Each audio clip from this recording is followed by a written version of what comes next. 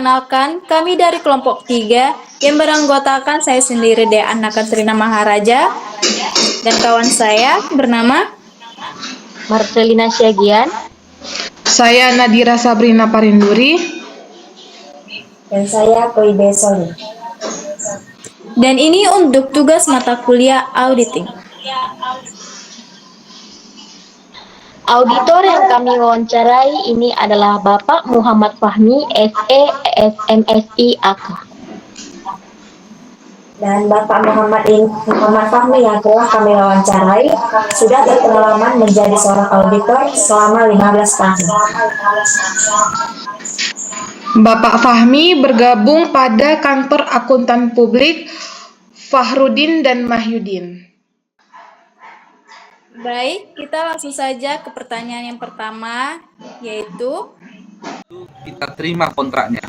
Ada dua masalahnya. Pertama, jika perusahaan tersebut itu dia bermasalah, maka kita tolak. Contoh, kalau auditornya tadi itu dia mendapatkan klien, tapi kliennya tadi itu bermasalah hukum, kita tolak saja. Nanti kita terseret di pengadilan. Berarti kita tolak saja. Itu. Kemudian bisa saja kita tolak peningkatan audit karena apa? Karena auditor atau kapnya belum sampai levelnya kepada perusahaan. Kayak contoh tadi, contoh misalnya kapnya kecil tapi perusahaannya tadi itu yang mau kita audit itu besar, jadi kita tolak saja. Kenapa? Karena nanti resikonya hukum kan, nggak siap laporan kita dituntut pengadilan. Nah kan, jadi seperti begitu. Jadi kesulitan tadi itu tergantung kita, auditornya, cara pandang auditor tadi itu. Itu aja tadi. Ya Pak. Selanjutnya untuk pertanyaan kedua, bagaimana cara Bapak menilai apakah sistem pengendalian internal sudah berjalan efektif dan langkah apa yang dilakukan jika ditemukan kelemahannya, Pak? Contohnya itu untuk mengetahui jika ada celah, auditor itu memberi apa rekomendasi untuk perusahaan mungkin agar lebih baik lagi gitu Pak. Ya. Ini banyak sistem pengendalian itu banyak Nadira. Jadi yang Nadira katakan tadi itu kalau misalnya saya jelaskan satu-satu itu nggak habis satu. Nanti berapa SKS ini? Karena kan saya juga ngajar juga di UMSU saya ngajar. Ya. Yang kata Nadira, bagaimana saya mau menguji sistem pengendalian internal? Oke. Sementara sistem pengendalian internal tadi itu dalam perusahaan itu banyak. Setiap akun itu sistem pengendalian internalnya berbeda-beda. Akun dalam laporan keuangan itu kan banyak kan? Ya Pak. Contoh kas dan setara kas itu sistemnya berbeda. Piutang itu sistemnya berbeda. Persediaan itu berbeda. Oke, aset tetap itu berbeda. Biaya dibayar di muka itu berbeda, utang berbeda, modal berbeda, pendapat berbeda, beban berbeda, pajak itu berbeda. Maka setiap sistem di dalam pelaporan keuangan itu berbeda. Oke, saya ambil satu saja. Misalnya kas setara kas itu untuk menguji sistem pengendalian internal, ya untuk ini kas saja ya yang kita bahas, ya kas saja. Untuk menguji sistem pengendalian internal tadi itu, saya tidak langsung masuk ke dalam, ini kan pengujian sistem pengendalian internal kan, bukan pengujian substantif tes. Jadi uji sistem pengendalian internal itu saya mau menguji ketaatan.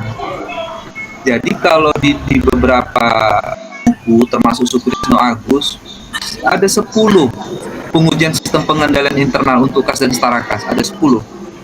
Pertama tadi itu apa? Misalnya pertama tadi itu adanya pemisahan fungsi dulu. Kita lihat. Contoh apa? Kasir itu harus berbeda dengan manajer keuangan dan berbeda harus dengan staff accounting. Oke, kenapa harus berbeda? Ya, tidak tepat. Resiko kecil kalau ketika orang tadi tidur, Tapi kalau tidak ada pemisahan fungsi tadi itu, bisa saja bagian kasir itu melakukan debit dan kitting, mengambil uang perusahaan. Maka pastikan adanya pemisahan fungsi dulu di bagian pengelolaan kas dan setara kas. Yang menerima dan mengeluarkan uang itu harus dipisahkan dulu orangnya. Kasir dipisahkan orangnya, kemudian manajer keuangan dipisahkan, yang melakukan rekonsiliasi bank itu dipisahkan, kemudian staff accounting dipisahkan, nggak boleh rangkap jabatan. Oke, kalau terjadi rangkap jabatan, maka apa? Maka terjadi minimal kalau dia orang itu jujur, terjadi salah satu. Kalau mereka tidak jujur, itu uang itu hilang. Kenapa? Nggak cross check. Ada cross check itu, ya. Maka uang saja, uang masuk dan uang keluar, yang kasir harus dipisahkan orangnya, orangnya, kemudian itu apa tadi, staff accounting dipisahkan, melakukan rekonsiliasi bank. Dan yang melakukan rekonsiliasi bank itu kalau transaksinya banyak harus 1 bulan sekali. Itu syarat kedua. Pertama harus kita temukan pemisahan fungsi. Yang kedua harus lakukan rekonsiliasi bank. Yang ketiga gunakan yang namanya fresh fund, jangan fluktuasi fund untuk mengelola kas kecil. Kemudian kasir itu harus diasuransikan. Kalau terjadi salah catat harus asuransikan, itu macam kayak di bank. Kalau ada selisih langsung diganti. Oke. Kemudian bond yang pengeluaran harus dicap lunas. Kemudian uang petty cash yang sifatnya tunai harus diberikan, harus diletakkan pada brankas. Berikutnya yang ketujuh, kasir ketika menerima uang paling lambat keesokan harinya setor kepada bank. 7. Kedelapan, ketika ada peredaran cek, maka yang melakukan otorisasi bendahara sama direktur, nggak boleh antara satunya. Itu adalah di dalam buku Suprisno Agus, itu adalah syarat di mana sistem pengendalian internal kas itu dikatakan baik. Kalau nanti Anda temukan itu salah satunya tadi itu mereka tidak melaksanakan, atau semakin banyak mereka tidak melaksanakan, kan tidak taat kan, perusahaan tidak taat, maka saya curigai kas itu tidak mencerminkan sesungguhnya. Itu saja. Jadi cara Bapak melakukan ketemuan gitu Pak, kayak merekomendasikan atau enggak Pak? Ya, saya rekomendasikan. Pertama saya uji tadi yang 10 tadi kan. Iya Pak. Nah, fungsi tadi untuk kas saja dulu ya. Untuk kas saya lihat misalnya, di dalam misalnya saya cocokkan aja dengan buku Suprisno Agus misalnya. Saya lihat kasirnya kok sama ya, sama ini ya. Nah, habis itu saya temukan lagi misalnya ketika mereka melakukan pencatatan kas kecil itu tidak menggunakan metode apa gitu. Jadi saya cocokkan aja. Ternyata pelanggaran tuh kan, banyak pelanggaran, saya silang juga. Bahkan nanti saya kasih wawancara juga itu kadang saya nanya juga, walaupun nggak terasa nanyanya itu tadi, itu versi itu mengumpulkan bukti dari cakap-cakap kita, kan, versi walaupun itu lemah kan, walaupun itu pengumpulan bukti lemah, selain komunikasi dan observasi, versi itu kan cakap-cakap itu kan mengumpulkan bukti walaupun lemah, tapi itu saya ngomong dulu, terutama yang jaga kasir itu. Misalnya kasir ibu udah lama kerja di sini, udah gitu. Saya ngumpulin bukti tuh, udah. Nanti kan banyak silang-silang itu, silang-silang. Ketika banyak yang silang-silang tersebut ada, maka saya feeling itu banyak selisih itu kas. Kalau banyak selisih kas, kan kita belum tahu ini berapa selisihnya kan. Itu prosedur audit yang berikutnya kan, itu cash count namanya. ya. Maka setelah uji pengendalian internal, maka untuk memastikan ini kan kita nggak tahu, masih kita duga ini sistem pengendalian kasnya ini lemah. Oke, berarti saya curiga, berarti banyak selisih nih kasnya. Tapi kan saya belum tahu kan selisihnya. Kalau penting, nah itu case farm namanya. Itu beda lagi, bukan uji sistem pengendalian kan. Tetapi tetap saya memberikan yang namanya rekomendasi pada akhir pelaporan saya. Nah, nanti laporan itu ada dua. Laporan pertama itu laporan auditor independen. Yang kedua itu laporan apa namanya?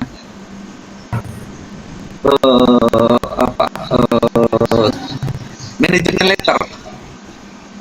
Jadi ada dua laporan. Jadi kalau audit berbasis ISA ini, audit yang model sekarang, yang yang yang pengumpulan bukti dengan berdasarkan resiko, itu berbeda dengan audit yang dulu. Kalau audit yang dulu itu tidak ada rekomendasi audit. Sekarang auditor selain memeriksa, dia harus membantu perusahaan. Salah satunya itu untuk memperbaiki sistem. Maka dua laporan yang dia buat, laporan auditor independen yang berisikan opini, kan ada opini itu kan, wajah UWDP itu kan, itu satu. Ada satu lagi laporan, itu manajemen letter. Manajemen letter ini bersifat apa rekomendasi, kriteria, saran, tapi laporan ini untuk keperluan internal saja, nggak boleh dibagikan keluar. Untuk keperluan internal saja. Jadi apa? Jadi ya untuk saran perbaikan. Berarti saya kasih saran perbaikan nanti. Misalnya baiknya itu tadi yang kasih ya, yang kasih saya untuk pemeriksaan itu saya akan bagi-bagi, ada 5 komponen tadi kan, 5 komponen lingkungan risiko. Nanti akan saya bagi. Salah satu yang tadi rekomendasi saya itu apa? Pemisahan fungsi, ya kan? Sebaiknya ketika ada pengeluaran kas, maka invoice itu diberikan cap lunas. Kemudian nanti karena banyaknya transaksi bank yang cek yang beredar, yang begitu banyak cek beredar, maka sebaiknya 1 bulan sekali itu cek beredar itu dicek dan dilakukan rekonsiliasi bank itu setiap bulannya minimal sekali. Kenapa? Karena perusahaan itu yang melakukan penulisan cek itu banyak ya. Jadi maka ada orang yang melakukan pengecekan rekonsiliasi bank. Jadi saya akan berikan rekomendasi itu pasti. Ya. Tadi sebelumnya saya lupa menanyakan Pak, Bapak sebagai auditor sudah berapa lama berpengalaman Pak? 2000 berapa ya? Ini umur saya sekarang 42. Saya ngaudit itu pertama kali 27.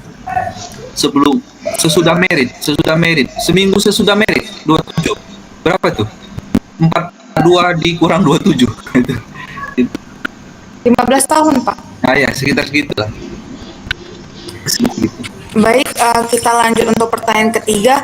Bagaimanakah standar audit seperti SPAP atau ISA mempengaruhi pekerjaan audit sehari-hari dan mengapa peran PAP itu penting Pak? Iya, sama. Itu kan SPAP itu guideline kita ya, sama itu buku petunjuk. Kalau nggak ada itu kita nggak bekerja, dan itu penting ya. Maka terjadi harus perubahan yang tapi SPAP itu dia kan nggak itu dia kan dia tidak permanen, dia harus ada evolusi ya, maksudnya tadi ada perubahan-perubahan. Revisi baru gitu. Kenapa? Karena mengikuti pola dari standar kita. Jadi SPAP yang sebagai guideline untuk pedoman untuk pengauditan itu mengikuti guideline penyusunan pelaporan keuangan. Kalau secara historis dulu kita menggunakan SPAP itu dia berbasis yang namanya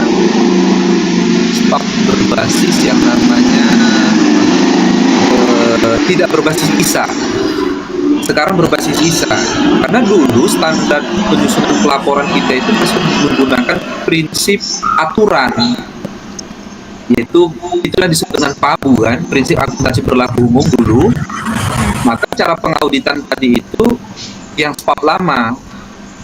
Sekarang penyusunan pelaporan keuangan kan menggunakan model IFRS yang secara akuntansi itu dia sudah menggunakan konsep yang namanya principle base. Makanya penyusunan pelaporan keuangan sekarang itu banyak perhitungan yang bukan di luar dari akuntansi. Ya, jadi makanya sekarang akuntansi itu sekarang di dalam pelaporan keuangan dia hanya mencatat debit kredit, tetapi debit kredit tadi itu bisa di luar dari akuntansi. Ya, contohnya tadi itu misalnya untuk menaksir misalnya imbalan pangkat kerja itu agak repot, itu bukan akuntansi itu yang nyusunnya.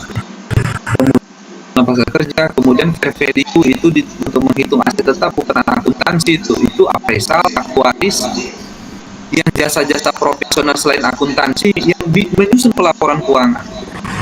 Berarti ada professional adjustment di situ. Jadi sekarang itu harus ada buku atau guideline yang mengikuti perkembangan cara penyusunan pelaporan keuangan. Sekarang SPAP sekarang tadi itu perkembangan dari IFRS. Nah, jadi harus berevolusi dia. Ya, makanya sekarang auditor itu memang harus selain kalau dulu kan auditor kan harus jago menghitung.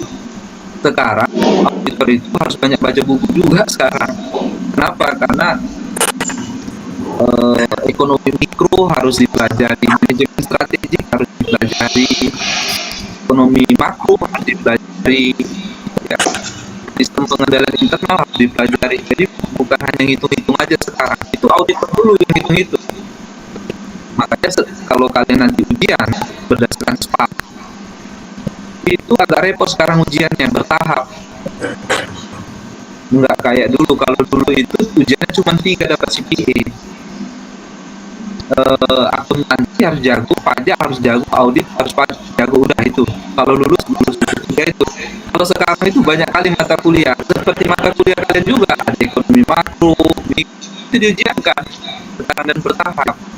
Nah, jadi agak repot lah sekarang, tetapi itu penting ya, sebagai guideline untuk menyusun, untuk melakukan prosedur pemeriksaan. Nah, kalau guideline-nya nggak berkualitas, maka pekerjaan kita jadi itu nggak ada aturannya kan, jadi harus berkualitas.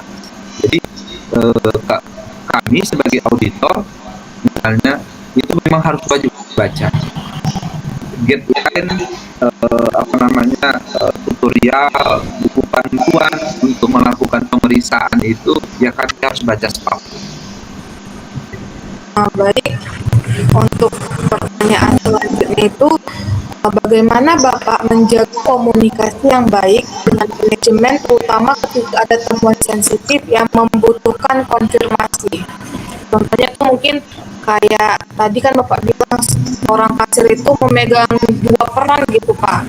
Itu Bapak gimana cara menjaga komunikasi yang baik? Oh ya, seharusnya gini dia. Memang kalau di dalam beberapa kisah itu kan ada bahasa komunikasi ya, ada bahasa komunikasi. Cuman ketika kita melakukan pemeriksaan itu perlu kalian pahami juga sebetulnya kan, kita tetap aja berpedoman kepada hasil temuan. Ya, komunikasi dalam bentuk apa komunikasinya? Komunikasi itu yang pasti jangan ada intervensi. Ya kalau komunikasi lainnya itu silakan, cuma ada dalam bentuk intervensi. Intervensi itu dalam artian apa? Itu akan salah dalam pengambilan keputusan final opini yang seharusnya dia itu WDP, kita jadi komunikasi baik jadi WDP, enggak kayak gitu. Ya tetap komunikasi itu baik, arah, ya ada feedback dan sebagainya, tapi jangan merubah objektivitas dari keputusan pada saat memberikan opini. Itu nggak boleh. Kita kan berikan ruang juga sama mereka. Misalnya itu apa? Nanti ada disebut dengan pada saat kita kan nggak langsung audit kan, tapi nanti kan ada disebut dengan opening meeting ya. Ya, jadi opening meeting itu kan waktu melakukan audit kan biasanya perkenalan dulu kan, perkenalan dari pihak manajemen, pihak KAP, kenalan. Kemudian apa? Dari pihak manajemen kalau misalnya urusan kas sama ibu ini gitu kan. Kemudian kalau ada temuan, ya dibahas saja. Ya, cuman kita kasih opsi yang kedua. Nanti kita kasih opsi ditanya. Kalau ada temuan dia, dan kemudian temuan tadi itu sifatnya itu substantif dan kemudian adalah membantu atau mempermudah cara kerja. Ya, itu banyak itu. Banyak ada software yang membantu auditor untuk melakukan pemeriksaan. Tetapi itu hanya membantu. Itu boleh. Tetapi bukan menggantikan sifat dari profesional skeptis tadi itu. Itu yang salah. Ya, tetap auditor yang memegang peranan itu tadi itu dalam hal pengambilan keputusan, bukan dari teknologi. Teknologi itu sifatnya membantu gitu. Ya ada masalah. Sekarang itu banyak itu kalau kita lihat bagaimana melakukan proses pengauditan dengan sampling yang begitu rumit. Maka sampel mana yang harus kita pilih gitu. Jadi menggunakan teknologi mereka. Sampai sekarang itu ada disebut dengan cloud dan sebagainya, artificial intelligence. Tapi perlu diingat, keputusannya itu tetap harus berasal dari profesional skeptis atau profesional keputusan dari auditor itu. Itu yang memang keputusan itu yang harus dipertaruhkan di situ, bukan dari teknologinya gitu. Kalau teknologi boleh membantu, tetapi jangan pengambilan keputusan itu justru mesin yang menjawab, bukan dari auditornya gitu. Tapi nggak ada masalah ya. Tapi untuk sekarang ini kami kalau untuk yang kelas middle, misalnya kap kelas middle itu ya nggak ada menggunakan teknologi, kami aja menggunakan basis Excel aja gitu. Kenapa? Karena kami butuhkan cuman basis Excel saja, karena dari proses awal sampai proses akhir pengetahuan kami itu hanya di Excel saja, nggak ada yang lain. Ya, kenapa? Karena mungkin transaksinya nggak terlalu banyak.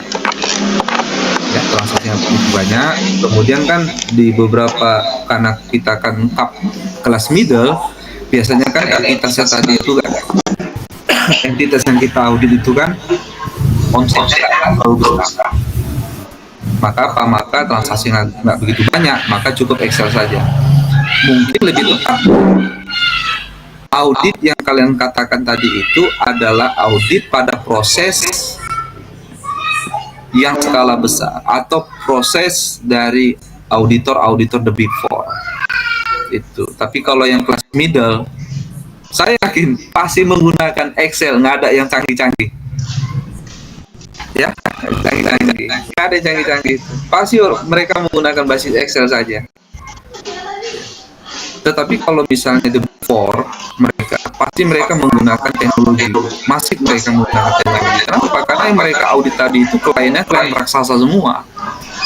Maka mereka harus mengimbangi teknologi yang manajemen dari pengauditan. Ya, jadi Itu Mas Irwan. Ada lagi?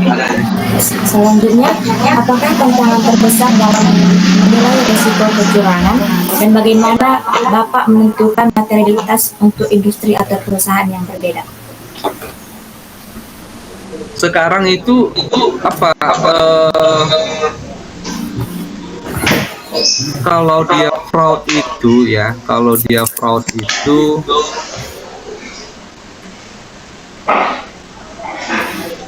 berarti risiko tinggi. Berarti itu risiko tinggi. Tetapi sekarang bisa kita mendeteksi fraud itu, ya. Cuman di dalam standar audit kita itu untuk menemukan itu berbeda, ya. Ada perbedaan. Cuman bisa. Dan kemudian kalau skeptis saja itu auditor yang memiliki pengetahuan itu bisa ditemukan, ya. Itu bisa ditemukan. Kalau skeptis saja auditor tersebut itu bisa ditemukan fraud itu, karena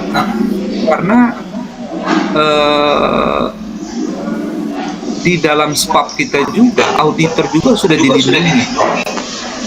Jadi problemnya gini, kalau misalnya perusahaan itu dia salah menyusun pelaporan keuangan, kemudian auditor yang disalahkan. Tidak, auditor itu yang disalahkan itu ketika pemberian opini, bukan menyusun pelaporan keuangan. Yang bertanggung jawab adalah pelaporan keuangan. Maka nanti di sebelum pada saat pemeriksaan itu ada kita sebut dengan PMPJ.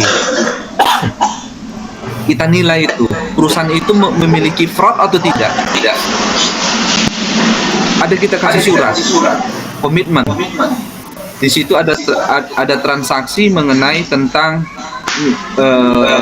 korupsi di situ. Jadi apa? Jadi pendeteksian awal itu sudah kita buat di situ bahwasanya perusahaan clear dalam hal korupsi atau fraud. Di situ. Maka apa? Maka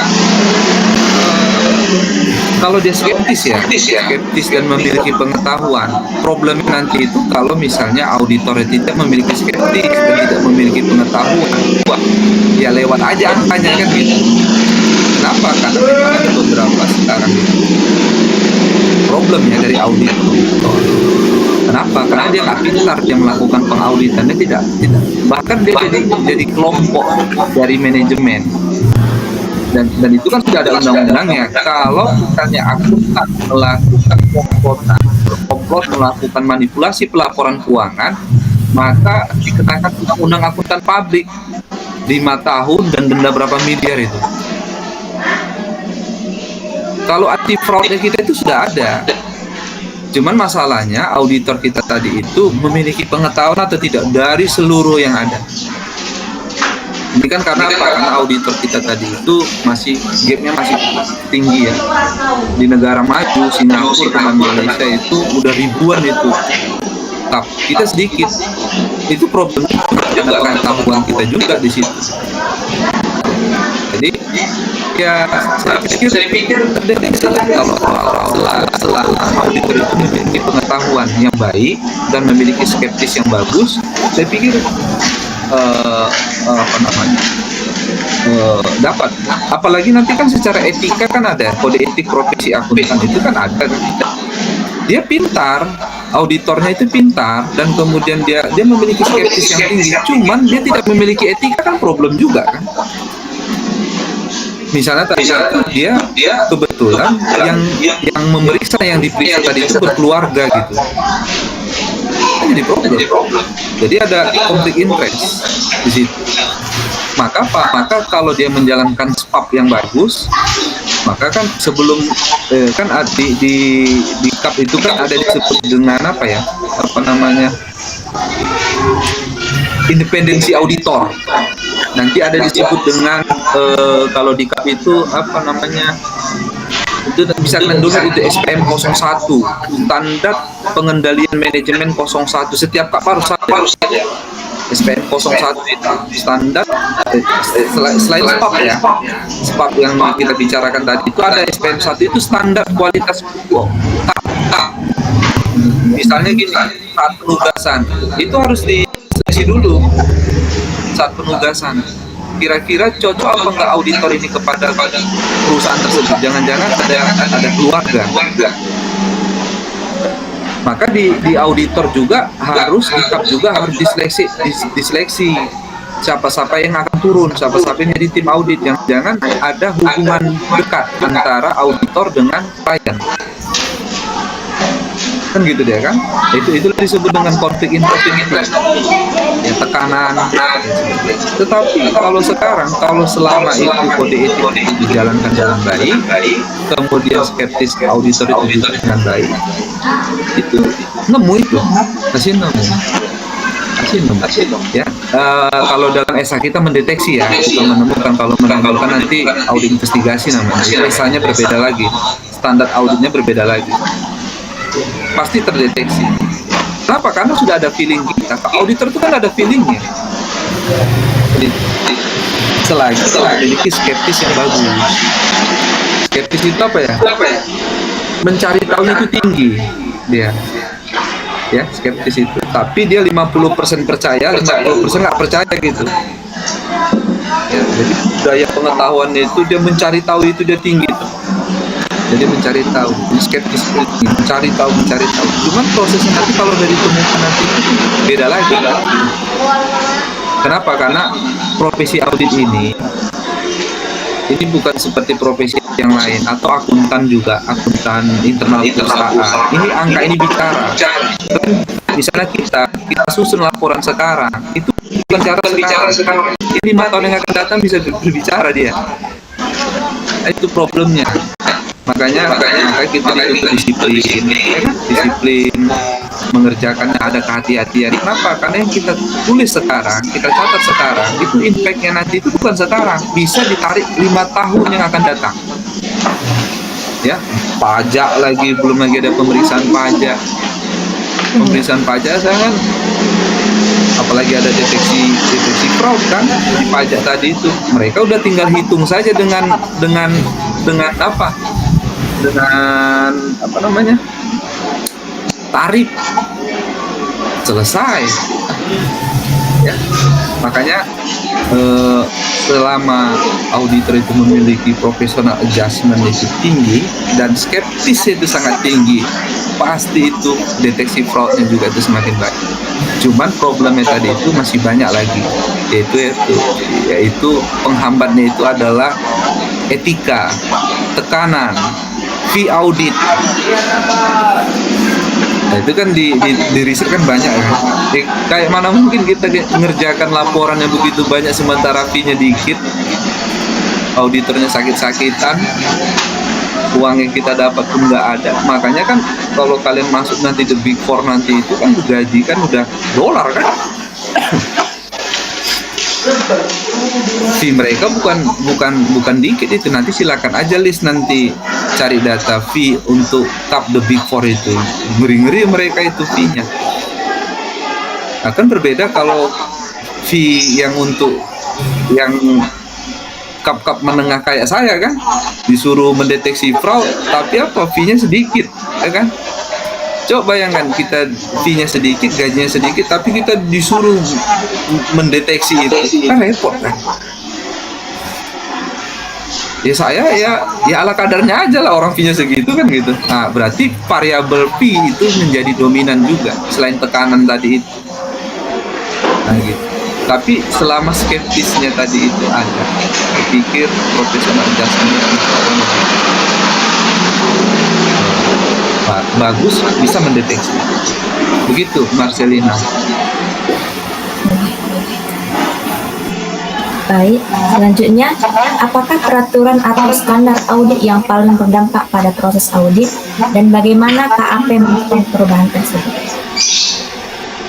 Kalau SPAP itu standar audit semua berelasi ya, Marcelina, berelasi. Kan itu banyak itu. SA itu nanti silakan kalian baca itu SA-nya. Itu SA itu standar audit itu adalah pedoman kita dari proses awal sampai akhir penyusunan laporan. Jadi nggak bisa kita abaikan satu-satu. Maka tadi bahasa Marcelina, mana SA yang paling signifikan gitu kan, atau yang paling penting. Nggak semua SA itu penting. Cuman perubahannya tadi itu berdasarkan apa? Itu kan tergantung ya. Ini kita sekarang standar ISA, International Standard Audit, yang menggunakan berbasis resiko ya, salah satunya pendeteksian fraud tadi itu. Jadi tata cara pelaksanaan pengauditan kita itu berbasis pendeteksian fraud sekarang. Itu dia. Jadi kalau SA mana yang paling penting? SA itu ada nomornya banyak itu. Jadi semua penting. Karena kreditnya itu adalah beban sebesar 2M. Kan muncul dia piutangnya kan. Ya. Berarti apa? WTP kita buat. Yang pasti dia ngikut dulu. Begitu. Jadi tergantung kita. Pasti negosiasi itu ada. Cuman tinggal kita lihat dari prinsip-prinsip akuntansi itu dia sudah benar atau tidak. Dia tinggal tanda tangan saja. Oke, jadi gitu aja logikanya. Cuman tekanan itu pasti ada, tergantung kita saja untuk melakukan yang namanya assessment lah ya, penilaian tadi. Ada lagi, Marcelina?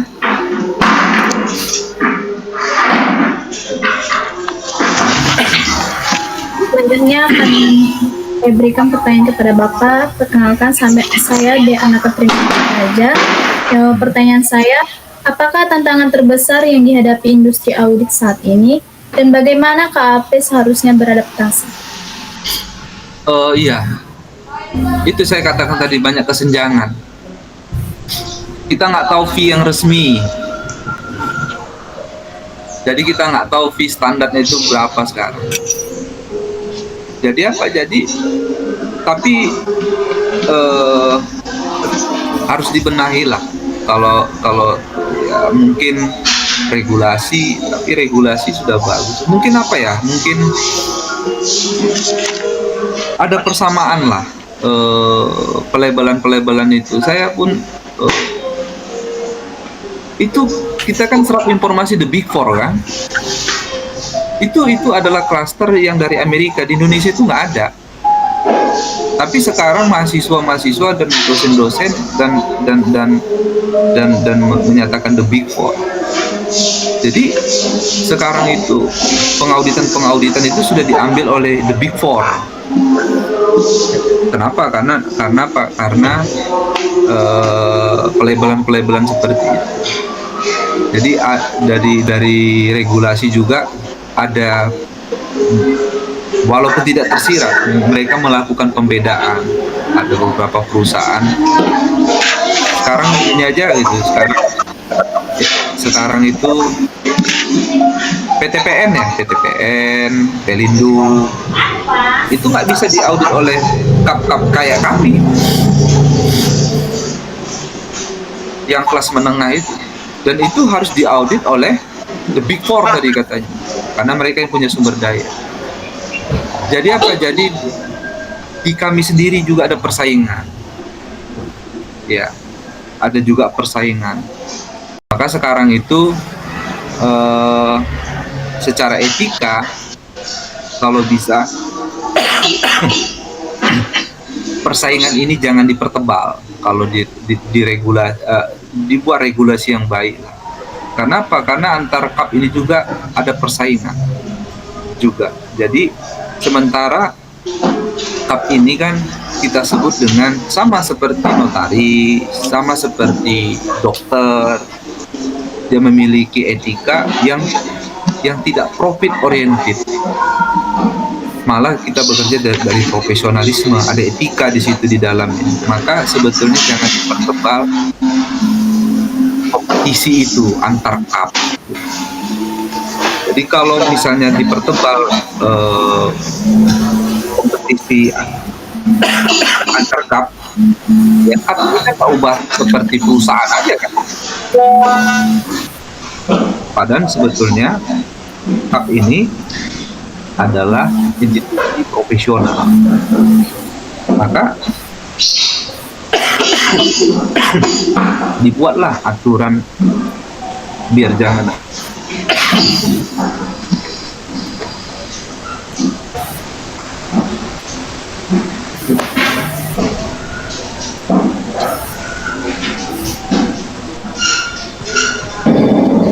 ya, dibuat misalnya peraturan agar auditor ini dia tidak memiliki kompetisi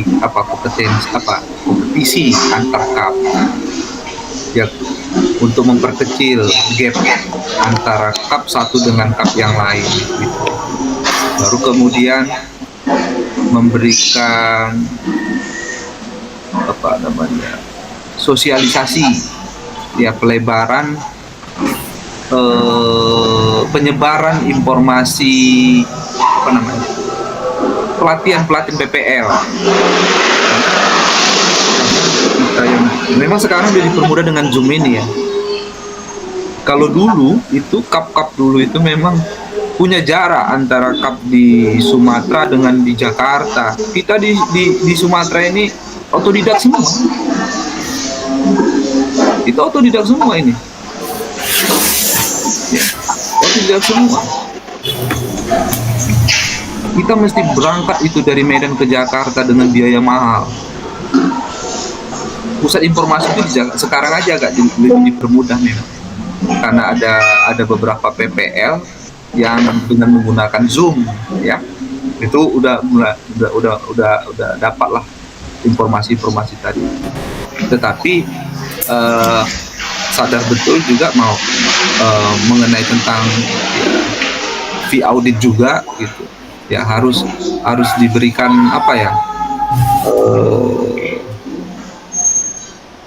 perhatian khusus lah dari itu. Jadi tantangan itu banyak ya, secara kelembagaan dari auditor juga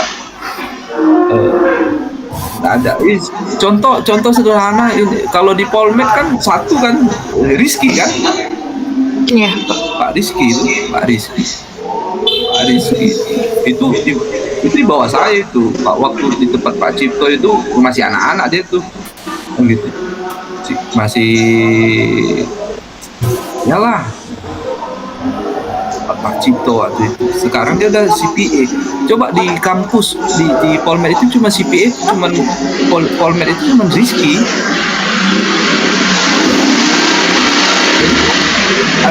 Lihat aja nanti itu, kita di kap itu di se-Indonesia itu kalau kalian 500 seluruh Indonesia kap itu 500, dan itu rata-rata pimpinan kap itu umurnya itu 50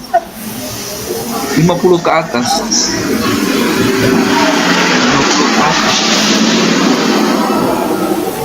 Jadi ya itulah saran saya, makanya pelebaran informasi, PPL dibuka, kemudian ada regulasi agar tidak terjadi kompetisi antar kap, ya. Kenapa? Karena kap ini bukan perusahaan profit oriented, ini kap ini adalah sama seperti jasa profesional yang memiliki etika. Ya, nggak boleh ada persaingan di situ, persaingan bisnis ya nggak boleh. Makanya kan Anda lihat kan kap itu kan nggak ada papan bunga, iklan nggak ada kan? Kenapa? Karena ada etika di situ. Ya, nggak boleh menyerang kap satu dengan kap yang lain. Ya, nggak boleh. Makanya harus dilindungi oleh aturan tadi. Mungkin itu aja, Marcelina. Pertanyaan selanjutnya, Pak, bagaimana Bapak menentukan dan menerapkan tingkat materialitas dalam penugasan audit, serta apa saja aspek yang dipertimbangkan? Oh, ini tadi ya, besaran dari perusahaan, kemudian besaran dari saldo akun dari pelaporan, saldo akun rinci itu saya akan tentukan pada tingkat pelaporan keuangan. Jadi kalau misalnya di tingkat pelaporan keuangan, misalnya materialitasnya tadi itu bagaimana, itu saya tentukan resikonya. Di awal itu udah saya survei. pada tingkatan itu kan beda ya, tingkatan pelaporan keuangan dengan tingkatan saldo akun rinci beda-beda. Biasanya kalau kalian baca gitu kan laporan keuangan dibaca aja gitu. Kok salah-salah. Itu tingkat pelaporan keuangan masih. Kan belum kita uji saldo kecil-kecilnya kan, belum kita periksa. Tapi kita baca aja laporan keuangannya. Enggak beda tadi ini dari mana angkanya? Itu masih saldo tingkat laporan keuangan. Ya, berarti saya lihat dari materialitas laporan keuangan dulu. Baru nanti pada tahap selanjutnya, karena mau kita uji satu-satu, materialitasnya berbeda-beda lagi dia. Ya, jadi dari tingkat apalah saya tentukan materialitas tadi itu. Dari tingkat transaksi pelaporan keuangan. Ada lagi, Marcelia? Selanjutnya, bagaimana Bapak membedakan antara fraud dan error secara mendasar? Dan bagaimana prosedur audit disesuaikan jika terdapat indikasi fraud? Itu agak berat dia, karena ada nanti disebut dengan prosedur audit spesifik, prosedur audit lanjutan. Tetapi pada umumnya tetap kita melakukan ya prosedur audit yang umum tadi itu. Cuman kalau prosedur audit spesifik ini kan pada area-area spesifik tadi kalau ditemukan fraud, pasti saya akan lakukan prosedur audit spesifik. Ya salah satunya tadi itu salah satunya ya prosedur audit spesifik kunjungannya tadi itu tanpa terjadwal. Kemudian saya akan ya kalau berarti kan pendekatan pajak juga bisa. Jadi bisa saya misalnya ada pengetahuan yang khusus, misalnya kita bisa melakukan pemeriksaan itu dengan pendekatan pajak. Ya. Makanya kalian pernah belajar ekualisasi, mungkin saya pendekatan pajak mungkin bisa. Kalau misalnya itu fraudnya tadi itu ada selisih misalnya atau ada masalah di pajak. Ya misalnya akun pajak kita kan hutang pajak, kemudian biaya dibayar pajak dibayar di muka, beban pajak, itu kan area-area pajak itu kan. Maka treatmentnya tadi itu kan akuntansi perpajakan. Maka cara pemeriksaan itu mungkin di luar dari SPAP. Karena SPAP itu hanya mengatur bukan dari perpajakan. Teknik-teknik perpajakan, teknik ekualisasi, itu bisa dilakukan prosedur audit itu. Tapi tetap pada umumnya kalaupun di dalam prosedur audit tadi itu ya prosedur audit lanjutan yang kita lakukan. Ya konfirmasi, kemudian kita melakukan cek fisik, pemeriksaan fisik. Ya. Tetapi kembali lagi tadi Marcelina, fee-nya ada apa enggak gitu. Itu dia intinya. Tetapi kalau misalnya itu besar, kita oke. Karena sebelum Marcelina katakan tadi itu ada disebut dengan audit. Itu repotnya. Perencanaan audit tadi itu apa? Perencanaan audit itu kita harus bisa menentukan berapa fee auditnya dan berapa jumlah personil yang dibutuhkan.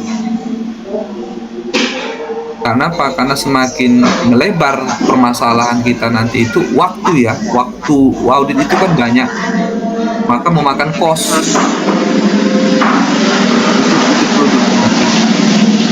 Mungkin itu aja, Marcelina. Oke, terima kasih Pak. Pertanyaan selanjutnya, bagaimana Bapak memastikan konsistensi kualitas kerja tim ketika bekerja dengan auditor junior?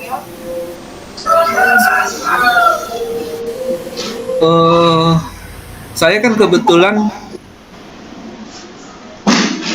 AP pimpinan kan Prof Fahrudin Mahyudin di apa? Yang kalian datang Sidorukun itu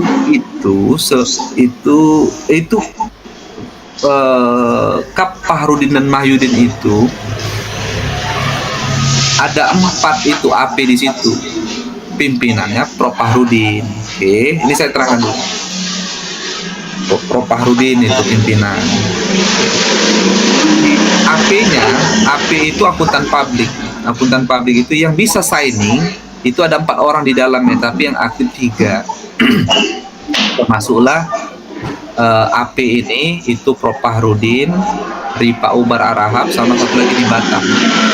Oke. Kan ini kan bisa buka cabang kan, tapi buka cabang itu harus di luar kota, maka ada cabang.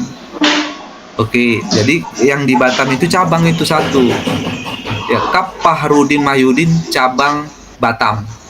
AP-nya yang tanda tangan nanti itu ada 1 orang, tapi tetap kontrol dari opini administrasi ke kantor pusat. Oke, kami punya kantor sendiri, nama AP kami 1 lagi itu namanya Ripa Ubar Arahab. Oke, Ripa Ubar Arahab ini itulah kantornya Sidurukun, cuman tidak boleh buka pelang. Kenapa? Karena di dalam kota. Pak, izin Pak. Kan kami disuruh sama dosen auditing kami kan nanti ngefoto pelang. Berarti kami Foto ngefoto aja yang di apa? oh yang di ini ya Pak, berarti Pusat. di ya pusat yang Brigjen Katams Brigjen ya. Brigjen Katamso yang itu aja foto pelang itu tuh udah selesai. Soalnya kemarin kan Pak, kami juga udah nanya sama KAP Fahrudin itu kan Pak, mereka nggak nerima wawancara kami, jadi kami kan kurang tahu kalau misalnya KAP Siapa? Rifa ini Pak Halim. bukan Pak, yang perempuan, tapi kami nggak tahu kakak-kakak yang Oh perempuan. ya, si Ami. Nanti bilang aja nanti kalau hanya mau foto bilang aja dari Pak Fahmi, bilang aja gitu. Oh iya Kalau- gitu. Tapi mutu aja ya. Iya Pak, Foto cuman pelang aja ya. iya ngefoto pelang aja Bilang Pak. aja nanti dari Pak Fahmi gitu. Ya udah. Yang di Sidurukun itu kami bekerja di situ bersama saya sama Pak Ripa, akuntan publik Ripa Ubar Arahab. Saya bekerja di situ. Kenapa? Kami punya klien sendiri-sendiri gitu, walaupun secara administrasi sama, itu maksudnya. Nah, makanya, tapi nggak boleh buka pelang. Nah, makanya waktu kalian tanya-tanya itu pun jadi saya pun bilangnya pun bingung kan gitu, karena memang nggak buka pelang gitu. Kalau mau, tapi ya itu kan bingungnya waktu kalian mau ke tempat Pak Fahrudin, Pak Fahminya mana gitu. Tapi kok di sini kantornya nggak ada pelangnya, dan kebetulan saya udah urus KJA, makanya pelang di situ KJA di situ. Jadi di situ Kap Fahrudin dan Mahyudin juga, tapi tanpa pelang. Tapi di satu kantor itu juga saya buka pelang KJA gitu. Nah, kalau KJA itu atas nama saya pimpinannya gitu. Ya udah, kalau masalah foto-foto nanti kan tinggal foto aja, aman itu. Iya Pak. Oke, jadi apa? Jadi ketika saya mau memberikan sama mereka itu pengarahan,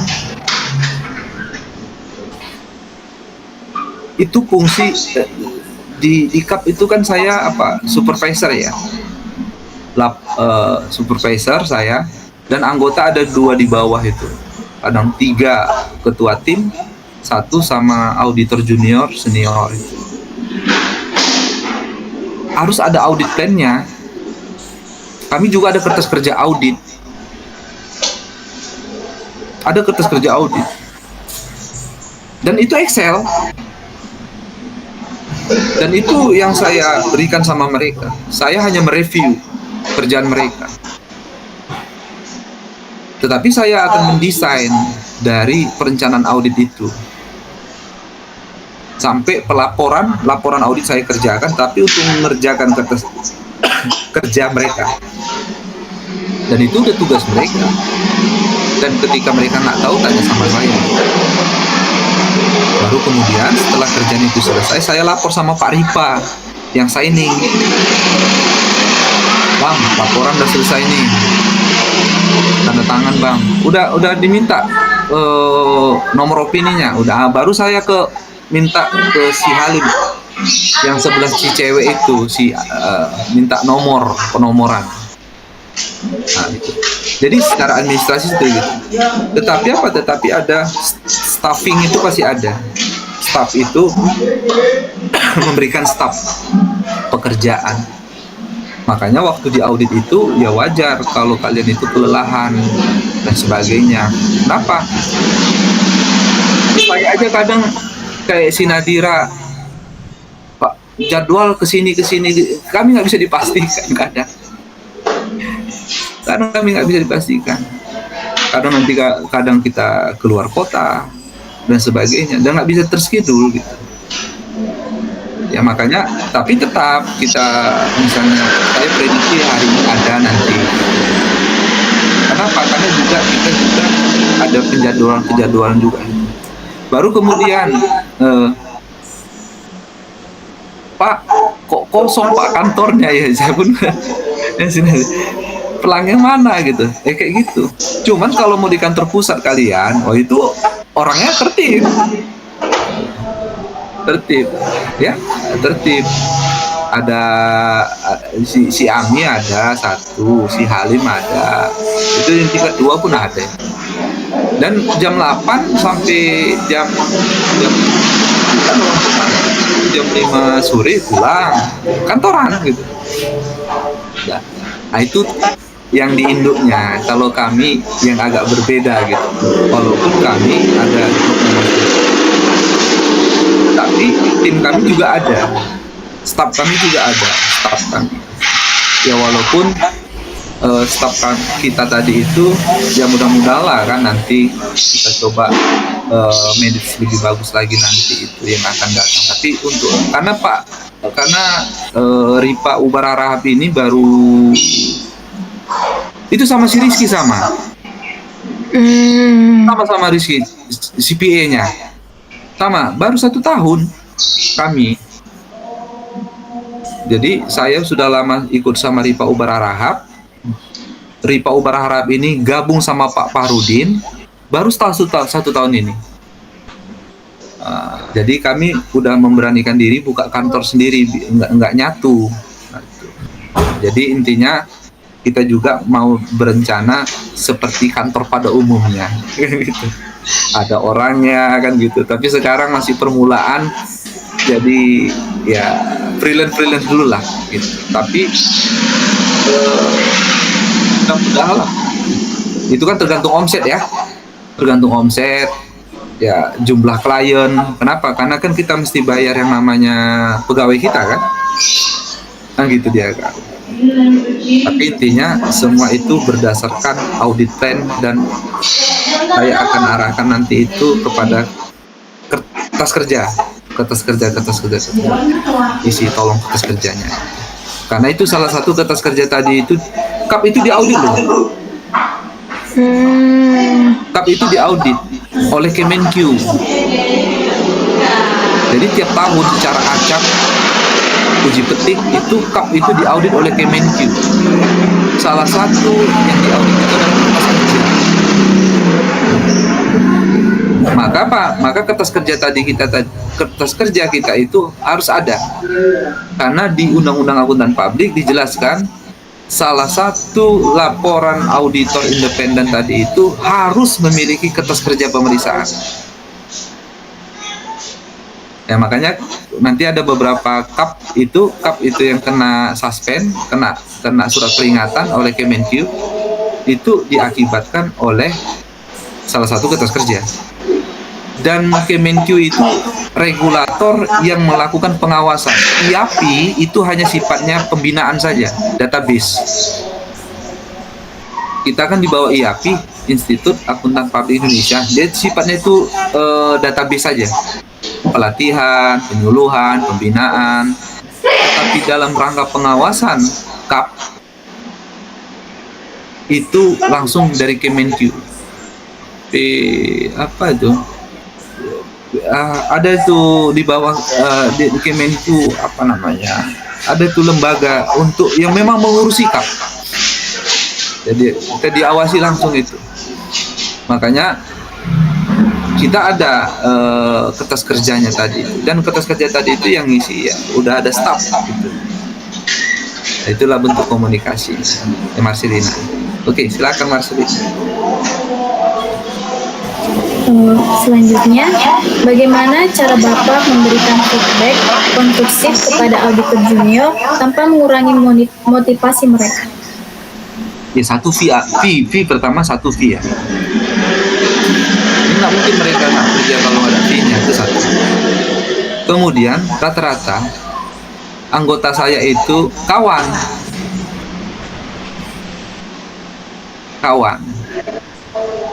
yang mahasiswa aja, saya juga dari UNSU saya bawa. Jadi selain fee, sifatnya tadi itu saya memberikan pekerjaan sama dia, tapi memang saya lihat dulu kemampuan dia kan. Maksudnya tadi itu nggak langsung serta-merta, biasanya kan kayak kalian juga kan, ada kerja yang hobi atau tidak gitu. Dan rata-rata kan mahasiswa kan menghindari yang namanya audit kan. Tapi ada sesuatu orang dipaksakan pun kita ajak-ajak pun nanti dia pun misalnya itu terseleksi sendiri gitu. Walaupun mahasiswa saya ajak, terseleksi sendiri gitu. Jadi memang alamiah saja dari diri dia, suka audit dengan akuntansi gitu. Jadi kalaupun misalnya itu secara alamiah ya. Secara alamiah. Banyak itu mahasiswa saya misalnya, Pak, pingin lah Pak ngaudit gini, terus game over sendiri kan, gitu. Kenapa? Karena nggak dijiwai dia gitu, karena sulit.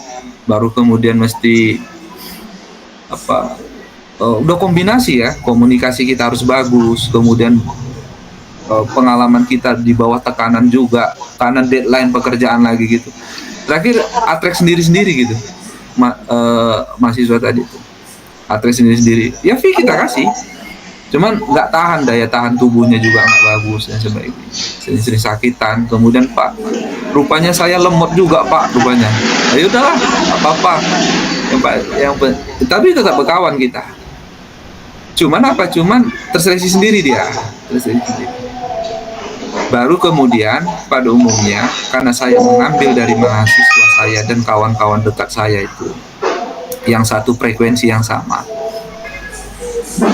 itu biasanya kami dalam bentuk ilmu.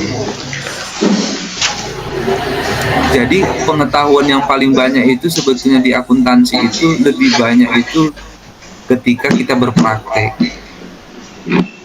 Jadi satu frekuensi kami semua. Sama kayak kalian bertiga kan. Kalau misalnya nggak satu frekuensi kan nggak enak ngomong kan. Jadi selain kami kerja, kami ada sifat perkawanan juga. Tetapi jangan lupa kita profesional di sini. Tetapi kita juga audit itu sambil juga menambah informasi akuntansi sebagai media pembelajaran. Jadi pelajaran akuntansi terutama. Jadi situ kita banyak diskusi mengenai akuntansi. Ya, jadi teknik belajar akuntansi di audit juga. Jadi saya terapkan di situ. Jadi selain fee audit mereka dapat, mereka juga plus dapat nanti itu informasi mengenai tentang akuntansi kekinian. Ya. Jadi kalau nilai-nilai itu yang kita berikan, mungkin tekanan itu nggak terasa. Maka laporan kita juga akan jadi lebih bagus lagi. Kenapa? Karena nanti repotnya kan kalau misalnya kalian misalnya nanti ada staff itu dia kan agak beda kan perlakuannya. Misalnya staff itu dia memang punya duit karena memang orang kaya dia, kan bingung kita gajinya berapa kan. Kan agak bingung, agak repot gitu. Saya pengalaman aja Pak, katanya pengalaman agak repot juga nanti kan gitu. Tetapi itu udah kombinasi lah, saya pikir. Pendekatan saya, komunikasi saya sama mereka itu secara audit, ada audit plan, harus harus jelas. Kami ada tabel-tabelnya itu, tabel-tabelnya sampai kapan nanti itu selesai itu udah jelas di situ ya. Kemudian kita sudah ada kontrak, maka komunikasi saya itu berdasarkan perencanaan audit tadi itu. Cuman untuk meningkatkan motivasi mereka itu ada dua kuncinya. Yang pertama itu kita berikan fee mereka yang layak. Kemudian yang kedua, sebagai bahan pembelajaran di akuntansi, karena akuntansi ini informasinya itu lebih banyak saya peroleh itu dari dunia audit dibandingkan dunia dosen. Itu dia. Jadi akuntansi itu saya dapat itu lebih banyak di dunia audit. Makanya junior-junior saya itu lebih senang diskusi. Tapi tetap satu frekuensi ya. Kadang ada kawan yang baik tapi nggak satu frekuensi kan. Nah, jadi repot juga kita kan gitu. Jadi kami pasti nanti di ruang itu kami walaupun berkawan-kawan itu kantor itu biasanya malam ada di situ rukun. Itu karena yang lain kan ngajar dosen kan, biasanya malam di situ kami ngumpul di situ. Kami pasti cerita itu akuntansi semua itu. Nah, karena satu frekuensi kan gitu. Repotnya kalau nggak satu frekuensi, ya cerita mana orangnya baik misalnya, kan nggak satu frekuensi kan. Makanya pendekatan saya tadi itu tetap fee audit saya berikan, ya dengan proyek itu saya berikan. Kemudian komunikasinya itu tetap berdasarkan ilmu belajar, karena ilmu akuntansi itu saya peroleh dari audit. Kemudian secara profesional udah ada tabel-tabel untuk melakukan instruksi untuk komunikasi saya. Kan sudah terjadwal dia. Misalnya tanggal sekian kamu ke sana pemeriksaan fisik gini-gini. Jadi udah jelas komunikasinya. Silakan Marcelina. Baik Pak, pertama perkenalkan nama saya Marcelina Segian. Pertanyaan selanjutnya, apakah aspek dari pengendalian internal yang paling sulit untuk dievaluasi dan mengapa aspek tersebut menjadi tantangan? Iya. Satu yang saya katakan tadi, SPI itu secara langsung mempengaruhi laporan keuangan. Maka sistem itu dulu yang kita uji, dan sistem itu banyak. Maka itu yang harus kita evaluasi. Seperti kas tadi, kita uji dulu. Jangan kita lakukan pemeriksaan laporan keuangan, kita uji dulu SPI-nya. Maka nanti di SA 315 itu kan satu. Kalian buka nanti SA 315 itu, seorang auditor harus memahami sistem pengendalian internal. Bukan, itu SA 315. Berarti untuk menyatakan laporan keuangan itu salah saji material, pertama yang kita harus uji itu adalah sistem pengendalian internal. Maka maka ya kita uji berdasarkan akunnya, karena setiap akun tadi itu berbeda-beda. Yang paling kompleks itu ya kas dan setara kas. Coba Anda bayangkan, kas dan setara kas itu kas dan setara kas itu resiko paling tertinggi loh. Inherent risk-nya itu paling tertinggi dibandingkan sistem pengendalian yang lain. Jadi kas dan setara kas itu adalah akun resiko yang paling tertinggi. Makanya waktu kita mendeteksi tadi itu, kita memiliki resiko tertinggi tuh. Kas itu resiko tertinggi, pelabelan resiko tertinggi. Ya. Karena apa? Karena dari sifat dari kas tadi itu. Maka logikanya kalau kas itu dia secara sistem nggak baik, maka otomatis yang lain itu juga nggak baik. Jadi yang saya kunci itu pertama itu kas dan setara kas. Pertama kali. Jadi saya gambarkan dulu itu kas dan setara kas.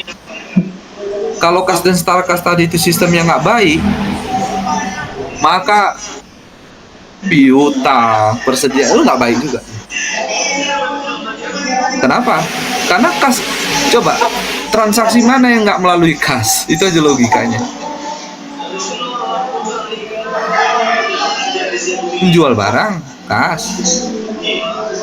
Membeli barang, kas. Kan semua ke kas semua. Makanya nanti di buku besar itu kas itu paling banyak. Maka logikanya, kalau kas itu yang serumit itu kas, dan risiko yang paling tinggi itu kas. Kalau sistemnya nggak bagus, kas itu pasti yang lain juga nggak bagus. Itu aja logika.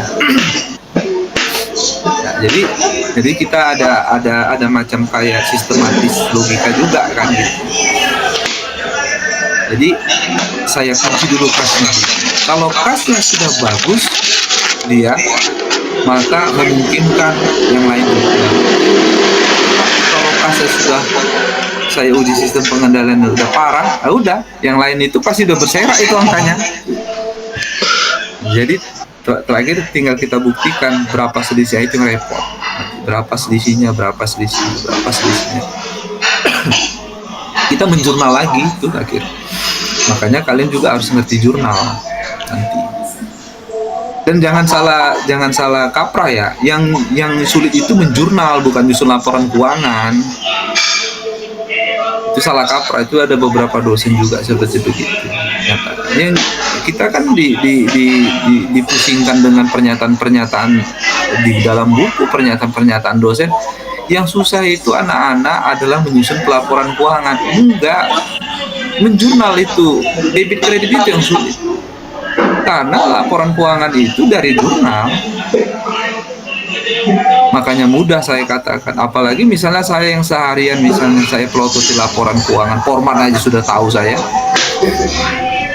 Cuman problemnya tadi itu ketika menjurnal itu. Maka kalau saya menjurnal nggak ngerti, maka nyusun laporan keuangan saya nggak ngerti. Karena ada transaksi yang nggak bisa dijurnal. Itu repotnya. Kalau terjadi selisih-selisih, itu repot, bingung. Sampai saya pusing kayak, apa jurnalnya? Kalau salah jurnal, nggak beres. Kalau laporan keuangan ya apalagi kita kan udah sering kita pelototi kan, akun-akun kemana aja pun saya tahu gitu orang itu aja kita pelototi.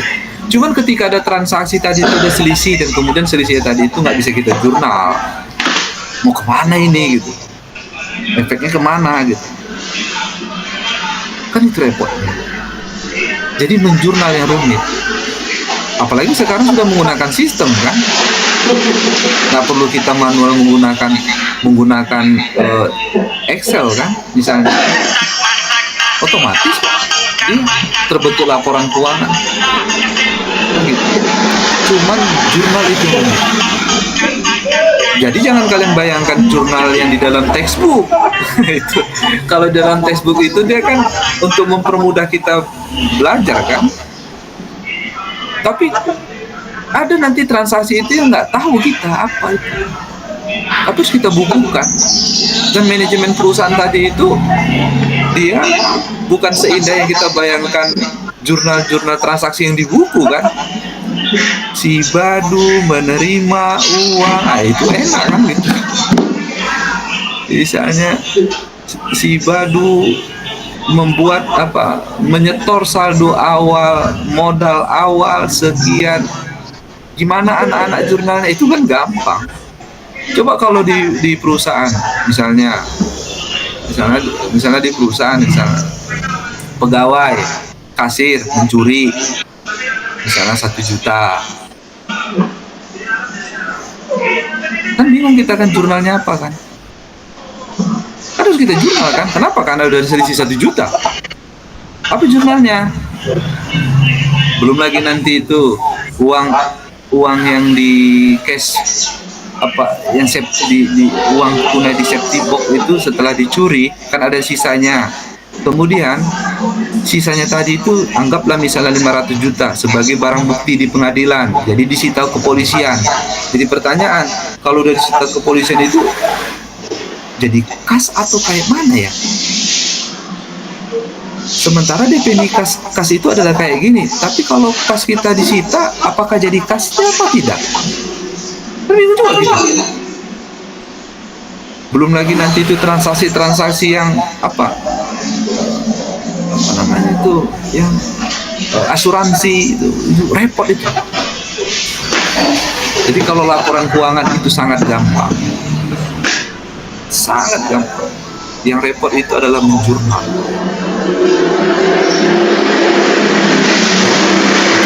Bagi saya ya, atau bagi kalian. Kalau bagi kalian itu kan menjurnal paling mudah kan, gitu.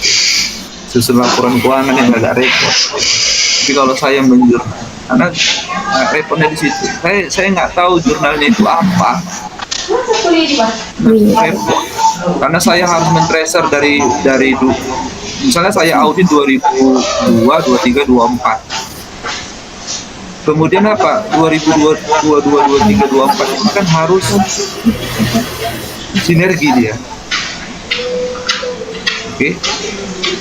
Kalau misalnya di 2023, 2022 nanti ada selisih, maka otomatis 2024 akan jadi selisih. Karena saldo itu kan sistematis dia. Saldo akhir hari ini menjadi saldo awal yang akan datang.